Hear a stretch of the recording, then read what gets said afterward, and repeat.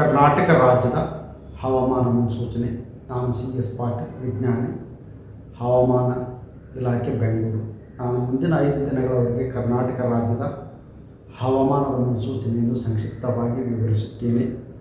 ಇಂದು ಕರಾವಳಿ ಜಿಲ್ಲೆಗಳಲ್ಲಿ ವ್ಯಾಪಕವಾಗಿ ಮಳೆಯಾಗಿದ್ದು, ದಕ್ಷಿಣ ಒಳನಾಡಿನ ಜಿಲ್ಲೆಗಳಲ್ಲಿ ಕೆಲವು ಕಡೆ ಮಳೆಯಾಗಿದೆ. ಉತ್ತರ ಒಳನಾಡಿನ ಜಿಲ್ಲೆಗಳಲ್ಲಿ ಒಂದೆರಡು ಕಡೆ ಮಾತ್ರ ಮಳೆಯಾಗಿದೆ. ಕರಾವಳಿ ಜಿಲ್ಲೆಗಳಲ್ಲಿ ಜೂನ್ 22ರಿಂದ ಜೂನ್ 26ರವರೆಗೆ ವ್ಯಾಪಕವಾಗಿ ಮಳೆಯಾಗುವ ಹೆಚ್ಚಿನ ಸಾಧ್ಯತೆ ಇದೆ.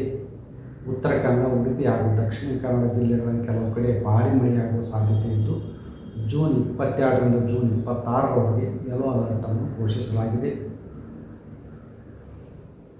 ಉತ್ತರ ಒಳನಾಡಿನ ಜಿಲ್ಲೆಗಳಲ್ಲಿ ಜೂನ್ 22ರಿಂದ ಜೂನ್ 26ರವರೆಗೆ ಕೆಲವು ಕಡೆ ಅಂದರೆ 50%ಕ್ಕಿಂತ ಕಡಿಮೆ ಪ್ರದೇಶದಲ್ಲಿ ಹಗುರದಿಂದ ಸಾಧಾರಣವಾಗಿ ಮಳೆಯಾಗುವ ಸಾಧ್ಯತೆ ಇದೆ.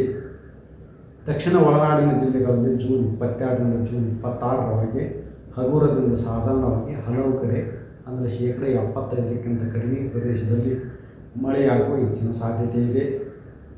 ಬೆಂಗಳೂರಿನಲ್ಲಿ ಜೂನ್ 22ರಿಂದ ಜೂನ್ 26ರವರೆಗೆ ಕೆಲವು ಕಡೆ ಹಗುರದಿಂದ ಸಾಧಾರಣವಾಗಿ ಮಳೆಯಾಗುವ ಹೆಚ್ಚಿನ ಸಾಧ್ಯತೆ ಇದೆ. ಮಳೆಯ ಜೊತೆಗೆ ಬಿರುಗಾಳಿಯ ವೇಗ ಪ್ರತಿ ಗಂಟೆಗೆ 30ರಿಂದ 40 ಕಿಲೋಮೀಟರ್ ಇರುವ ಹೆಚ್ಚಿನ ಸಾಧ್ಯತೆ ಇದೆ. ಕರ್ನಾಟಕ ರಾಜ್ಯಾದ್ಯಂತ ಜೂನ್ 25 ಹಾಗೂ 26 ನಂತರ ತಾತ್ಕಾಲಿಕವಾಗಿ ಮಳೆಯು ಏರಿಕೆಯಾಗುವ ಹೆಚ್ಚಿನ ಸಾಧ್ಯತೆ ಇದೆ. If you like this video, ಬೇಗ ಲೈಕ್ ಮಾಡಿ, ಕಾಮೆಂಟ್ ಮಾಡಿ, ಶೇರ್ ಮಾಡಿ ಹಾಗೂ ಯೋಯೋ ಟಿವಿ ಕನ್ನಡವನ್ನು ಸಬ್ಸ್ಕ್ರೈಬ್ ಮಾಡಿ.